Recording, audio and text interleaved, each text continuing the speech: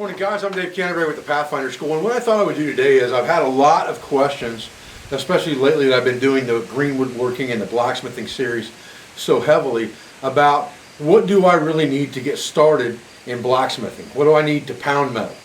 So I thought what I'd do today is I would kind of do a repeat of my budget bushcraft series and show you what you can get away with to start blacksmithing. And I know this because I started blacksmithing about 3 years ago really heavy, and over the last couple of years I've increased my intensity level of self-training, or forge time, which equates to dirt time in the woods, to make sure that I can do it and do it proficiently. And I think that is what a lot of people don't understand when I do video series. Those video series are helping me not only to convey what I want you to learn or what I want to share with you or what I want to learn with you, but it also increases my knowledge and increases my proficiency at a skill. And I'm a firm believer in you do something until you can't do it wrong. You create muscle memory so that you cannot perform that skill wrong. You eliminate all the variability within the process so that the end result is the same all the time. And it doesn't matter whether that's building a shelter, making a fire, making a knife on the forge, a fire striker, whatever the case may be, you do it until you can't do it wrong. That's why I continue a certain series over time, because I want to repeat it for myself so that I become more proficient while we are learning together. So what I thought I'd do today is go over some of the basic tools that you need to blacksmith with that you can get on the cheap. Stay with me.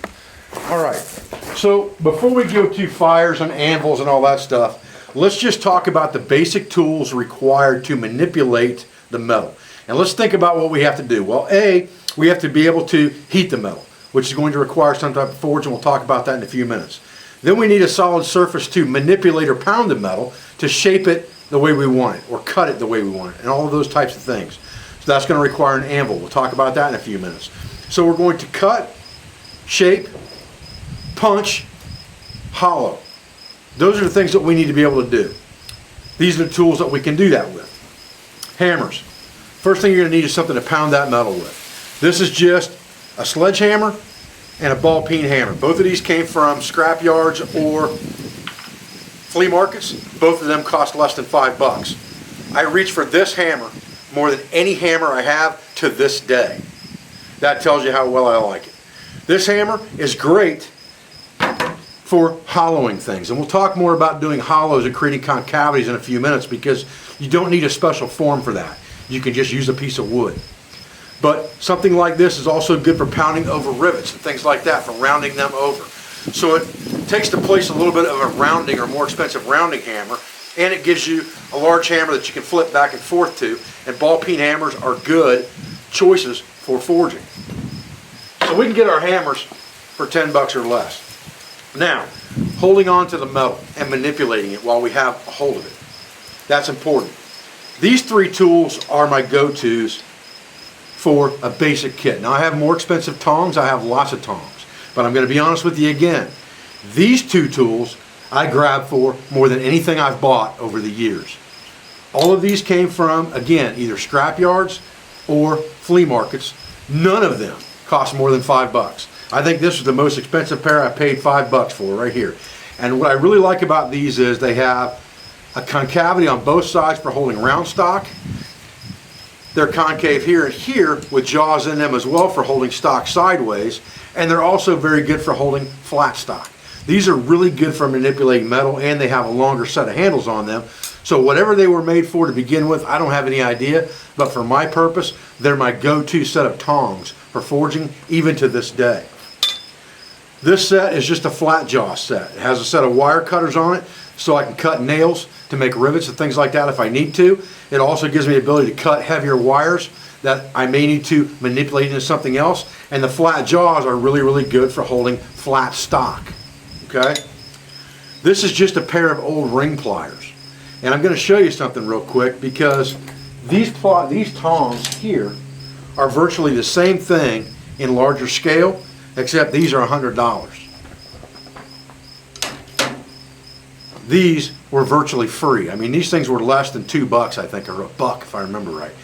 And what they allow you to do is manipulate that metal to do fine curls and turns and gradual curves and things like that with the metal while you're holding it with something else.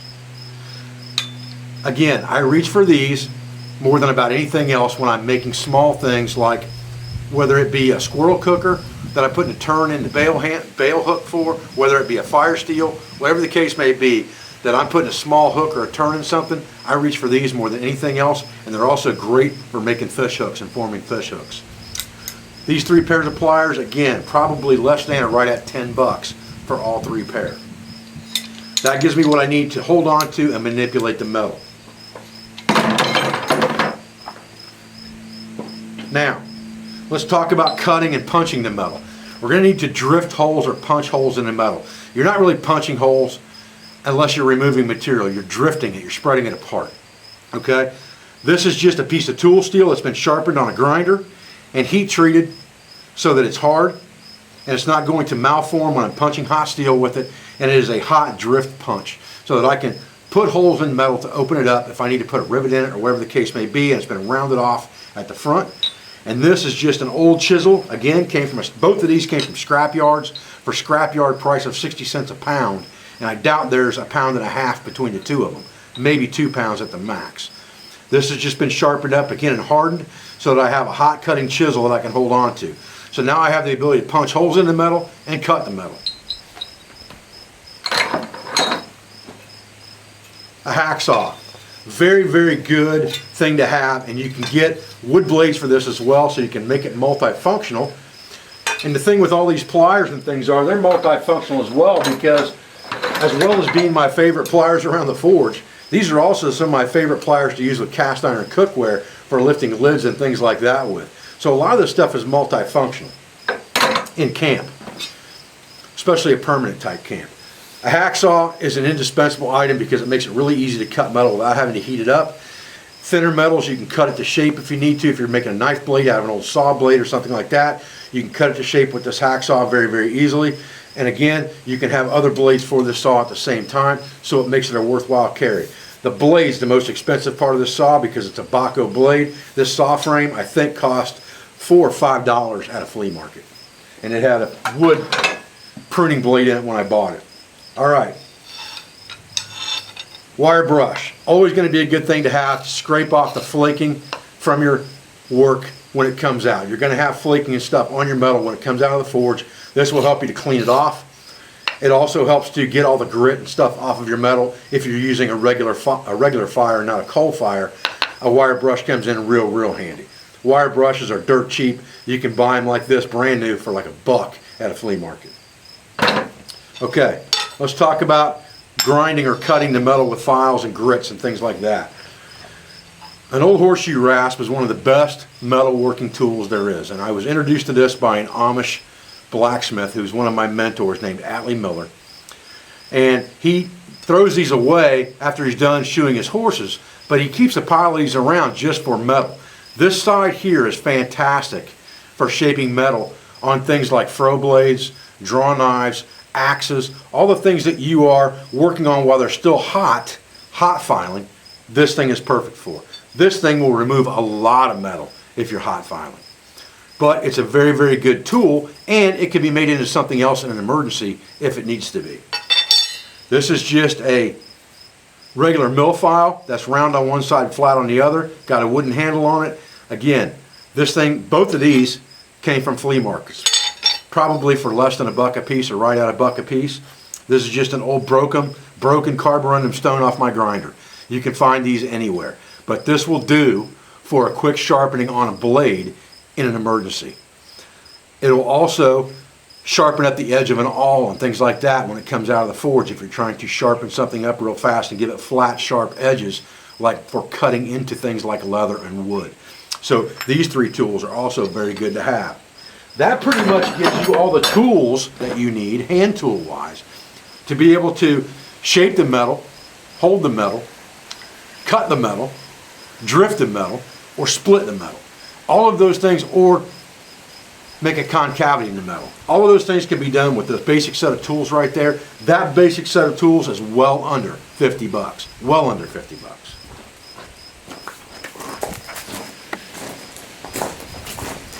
All right, so let's talk for a minute about pounding on something, you're going to need an anvil for that, all right? You don't have to go out and spend a lot of money on an anvil in the beginning. This anvil below me is a very old 268-pound hay bud anvil. This is my pride and joy, okay? But I didn't start out with this. I started out with this, which is an anvil made from a piece of railroad track. And that's enough. You don't even have to have the nose on there or the hardy hole cut into it. To start out with, you could just have a piece of railroad track and that will work for you. A piece of flat, hard metal like this thing probably weighs well over a gallon of milk. This probably weighs 10 pounds by itself. Dropping this into something that you've hollowed out in a piece of wood or a stump would be fine for an anvil. Vikings used anvils and stumps no bigger than this all the time and made lots and lots of things. You can make any small item that you need to make on any of these anvils very easily. Now, you're not going to pound big half-inch stock into tripods and things like that with an anvil like this. You're not going to make big axes and drift holes and axe heads and hammer heads and things like that with small anvils like this and tools that we're talking about. But you can do a lot of utility smithing, repairing of traps, making small implements like knives, tomahawks, all those types of things you could make on small anvils like this very, very easily. You can even pound out a draw knife, a chisel, all those types of things could be made easily enough on an anvil this size. None of these anvils are expensive. The most expensive one was this one, and that was because it was created from a piece of railroad tie and somebody had really worked on this thing to make it look like an actual anvil. And I think I paid about 40 bucks for this one. This was free, and this was free. So my dad always said, if it's free, it's for me. And that's the way I feel about it when it comes to trying to find stuff on a budget. I'm going to look for what I can find that doesn't cost anything first. Then I'll look for what I can find that's going to suit my needs as inexpensive as I can until I can make it better. And I started out with this, and I used this for a long time until I graduated to a bigger anvil that was 100 pounds. And I got it from a scrapyard, and I actually bought it for scrapyard prices, 60 cents a pound for a 100-pound anvil. Then I graduated to a larger anvil that was given to me by a blacksmith friend of mine, an Amish guy, Atlee Miller. And then I inherited this 268-pound hay bud anvil. So I started small and worked my way up. And you can do this stuff on a very, very low budget. Now let's talk about what we have to do to heat the metal, because that's the next important thing. Okay guys, real quick, let's talk about how do we heat our metal. And there's some really simple ways that you can do this, or there's some more elaborate ways, but none of them are really that expensive until you buy a full-on forge. Now this one right here is a brake rotor forge. It's not a brake drum, it's a brake rotor. So it's a little shallower than a drum. And you just need to put something in the bottom of it where this pipe comes into it to keep all your stuff from falling through it. And I found just a piece of a hibachi grill at a scrapyard and broke pieces off of it, squares, and just laid them in here to put my coal on top of. The most important thing is that you have a way to contain the fire and that you have a way to force air from the bottom. That's important. Forced air is the most important part of being able to heat metal up hot enough to forge it. You can do it with wood coal, just regular hardwood charred coal that you have made from a fire or that you've made ahead of time will work just fine for forging, but you have to have forced air. So something like this where you attach a flange to it and put some pipe on it with a T. There's a one-way air valve here on the top. You don't have to have that. That's the most expensive part of this whole thing, is this. You plug a hair dryer right into it, $10 hair dryer from the dollar store, turn it on, you got forced air. On the bottom, you've got a screw cap so you can empty out the ash and you're good to go. Drop this thing down into anything that will hold it up off the ground. You could put this thing in bricks. You could put this thing in a charcoal grill and just cut it out and drop it through the bottom. That's what I did, and it lasted for 3 years, and it was still fine when I threw it away. To tell you the truth, it wasn't rusted through when I threw it away after 3 years. So it still worked. You can build something like this for well under 50 bucks. No problem. The other thing that you can do that's real easy is just get some black iron pipe that's 3/4 inch diameter and punch some holes in it or drill some holes in it and put a couple elbows on there to get it up. Drop this thing on the ground and pile dirt beside it and build your fire in that V. You can block off the front if you want to, or you can leave it open so you can get wind through there and create a wind tunnel. Take this and just take a cheap $10 blower that you used to hook up for an air mattress. when you turn that on and plug it into the front of this thing, it's going to blow air out of this pipe, and that's going to feed air to your fire from the bottom. It's very, very simple to do. You've got $4 or $5 worth of pipe there in a $10 dryer or a $10 blower for an air mattress. If you want to get a little more sophisticated than that, get yourself one of the 12-volt hair dryer or 12-volt blowers. They all come with these attachments to go inside of the air mattress, and that's all you need is that little funnel. Plug it onto the front, put that in your pipe just like this, and you're good to go. You can then take that and cut that connector off of it that you plug into your cigarette lighter, put a couple alligator clips on it, and use just a regular 12-volt battery. This is a Harley Davidson battery that came from a scrapyard for $5, and it's fine. It holds its charge just fine, and it works just fine. You connect a solar panel to this thing, then you really got something, because you can recharge it and renew that energy. Otherwise, you can just charge it up when you're not using it. Or you can use battery power. Either one of these will work just fine, and you can set up a forge like either one of these really, really cheap. This one here, you can go for less than $50. You're right at $50 probably. Something like this, you're probably talking right at $20 or less to set something like this up in the dirt, and you could run it off your car battery if you had to. You're not going to run it long enough with this little bitty motor to run your car battery down very fast. If you've got any kind of a decent battery, you can put it right back in your car and start the car right back up to recharge it.